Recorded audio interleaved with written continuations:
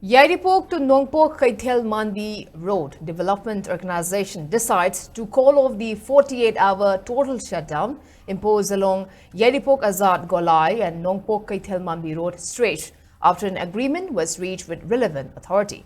Earlier, the 48-hour total shutdown called by Yairipok to Nongpok Kaithel Mandi Road Development Organization affected the normal movement of traffic along Yairipok Azad Golai and Nongpok Kaithel Mandi Road stretch. Bandh supporters who were demanding the repair of the road stretch came out in large number since midnight and blocked the road at various areas. They used burnt tires, stones, wood logs to block the road and prevent vehicular movement. Schools and colleges also announced holiday as Bandh supporters did not allow vehicles carrying students.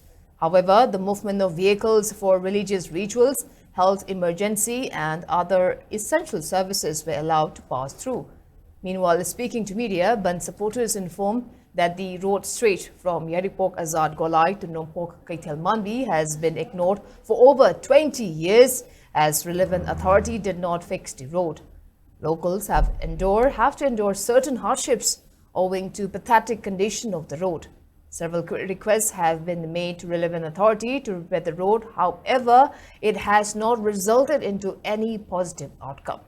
Owing to the bad condition of the road, students and locals have been exposed to risks of accidents and not to forget the health hazard caused by dust cloud that emerged from the road. Speaking further, protesters has urged the relevant authority to start the repair work along the road stretch at the earliest. Later, after relevant authority, which include Andhra MLA T.H. Shyamkumar gave assurance to start blacktopping work by April 20th. However, the ban on entry of heavy vehicles will remain in place during daytime. Protesters have also warned to carry out a total shutdown along the road stretch from April 21st if relevant authority fail to act on their assurances.